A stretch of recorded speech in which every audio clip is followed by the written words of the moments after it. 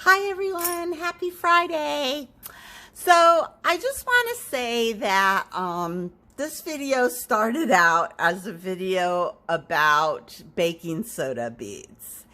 And can I just tell you that I really hate baking soda. I couldn't get the texture, I couldn't get the crags, the cracks, the crevices. I couldn't make it work. And then I threw my beads in vinegar for 2 days and I couldn't get the baking soda off, and they were just powdery and flaking and blah, screw the damn baking soda. So I'm going to show you a different way to texture your beads. And let's start with some sea glass. Okay, let me show you what I got. To texture my beads, I went on Etsy and I started looking for texture plates. And I found this one. It's actually a brass plate that's got all kinds of little cross hatches in it. It's very textury.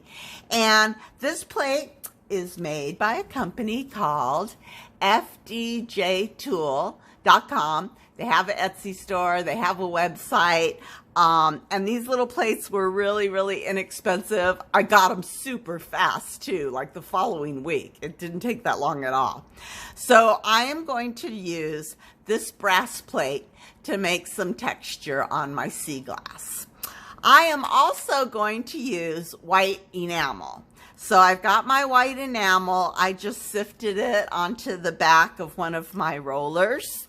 And then for the glass, Creation is Messy has great sea glass colors. So there's Nymph, there's Toothpaste, Ice Mint, I think this is Siren, and Aiko. The Siren and the Aiko are transparents, but I'm going to etch these beads after I make them. So the transparent will actually get a matte color, and I'll show you some of my beads after we make these. So let me get a barrel torched out, and then we will go through the process. Okay, here we go. I got a nice little barrel bead here of the Creation is Messy toothpaste. And I'm just cleaning up the little mandrel holes here. And then I'm going to heat this little guy up. And I don't really care, like when I put down the glass, if there's some creases and crevices in it, that's fine. It's an abstract, it's sea glass. It's supposed to be that way. So I'm gonna heat it up to a nice little light glow. And then I'm just gonna roll it across this texture plate. And you'll see it getting bumpy. Now, you don't necessarily have to roll it. You can heat up a little section at a time and press it against the plate. Or you can heat it up a little bit and just roll sections of it. Whatever you like to get the texture. And I don't know if you guys, let me see if you guys can see, but it is a little bumpy. I know, I'm not a photographer and I don't know anything about lighting. But trust me, the bumps are on there. So that looks good to me. I think I might need a little spot right here. Down you go. Just roll it out on that texture plate. And then I like my sea glass to have a white salty crust, kind of like my pretzels. They have to have a white salty crust. So I'm going to heat this bead. I'm not going to get it glowing, but I am going to heat it so it's hot. Just hot enough that you can roll it through that enamel and get some enamel on that bead. And again, I want to get it hot enough so the enamel sticks, but not so hot that I lose the design of that pattern that we just rolled into it. You guys might be wondering, like, why am I rolling this instead of sifting it on? Because I want that enamel to be on the top part of the design, and I still want to be able to see the little crags and crevices on the bottom part. So the stuff that sticks down, I want it to be still the toothpaste, and the parts that stick up, I want it to be in the enamel. And I don't do a lot of enamel. I just put a little bit on.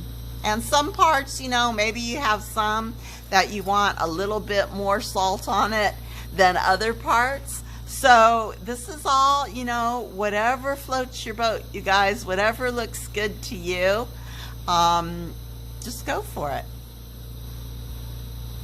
And this looks great in like different colors of sea glass. Like I love red sea glass. I should have did this with the red, but I think that looks really good.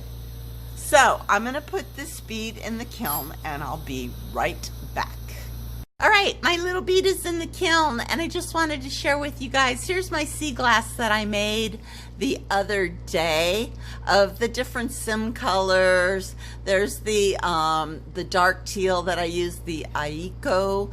This one I think was in a Fetre, light teal transparent. So these came out pretty good. If you guys need to, I do have a video on enamels. So go ahead and review that if you feel you need a review on enamels. Some of these enamels have the sugar coating. Some of them have the orange peel texture. Some of them I burnt all the way in, so they're flush. But I really like how this sea glass came out. Now, my bead is in the kiln. I'm going to anneal it. And then after it's annealed and cooled and cleaned out, I do etch the glass. So again, if you need to, go ahead and review my video on etching glass, but about 10 to 15 minutes in the etch-all, and then go ahead and neutralize it in your baking soda that you didn't throw across the room trying to make a bead. And then rinse it, you know, toothbrush, toothpaste, clean it up, and you will have some great little sea glass beads. Okay, so I like the little texture plates. I think they work great. I'm going to use them for certain things, but they still didn't give me the design that I really wanted. They didn't give me the texture. I was looking for something really bumpy, really bumpy and craggy and cratery. And when all else fails, go into your husband's toolbox and find the old wire brush. Now this one, I think my husband has probably owned this brush since he was in high school shop class, because it is old and the bristles are all bent and craggy and out of shape. But this guy works awesome. Oh my God, I love using this wire brush to texture my beads. So I used this one first, and then of course I ran out to Home Depot and I got a brand new one. You can get these wire brushes with steel bristles, but you can also get them with brass bristles. And I just bought what Home Depot had. This one was $3. I came home and I kind of had to mess up the bristles a bit because they were just too perfect. So I just bent them out and roughed them up. And let me show you how this works. This is so much fun. Alrighty, you guys, I have a bead that I made. This is a Fetre Sage, because I think sage is like one of the most ancient colors ever. And I was going to roll it out on a roller, but again, we're going for texture. And I thought, you know what, why am I rolling this smooth if I want it to have some texture? So I'm going to leave kind of all those little textury wraps the way they are. And let's see what happens. I haven't done this before. I was always rolling my bead. So let's see what we get. All right, I got my bead in my left hand.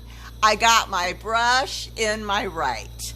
And the key to using this brush is to go fast, because as you can see right there, if you don't go fast, your glass sticks.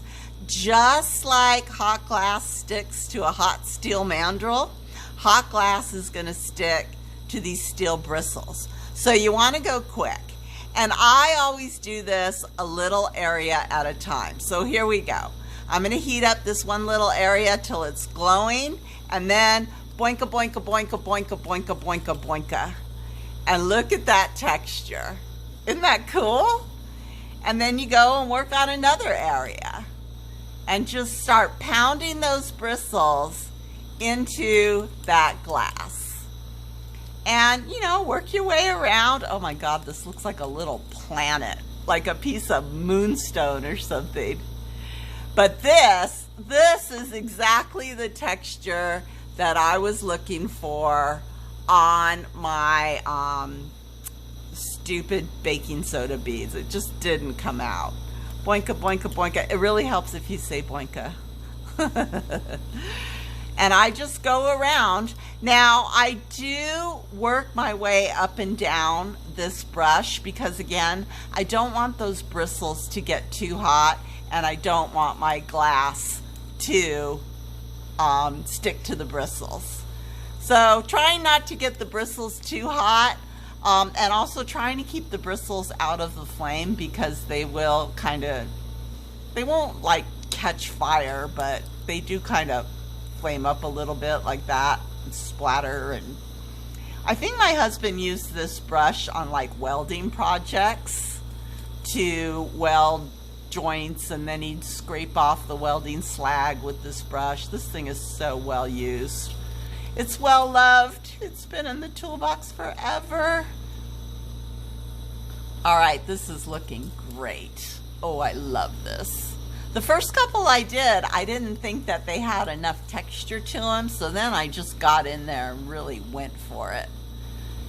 And I do, like, I go, oops, see, it's stuck. And that's what you get. You get these little thready parts that you got to kind of burn off. And then you got a little crater, which is kind of cool. But then you got gloss on your brush, which is not cool.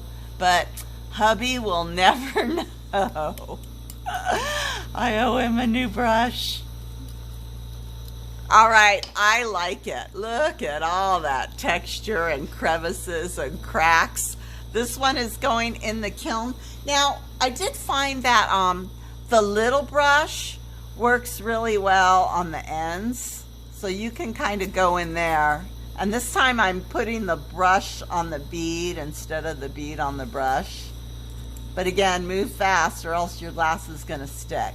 So I found that using this little brush helps a lot on the ends, and also if you're going to make the disc beads. Okay, let me get this in the kiln. I'll be right back. Okay, that bead's in the kiln.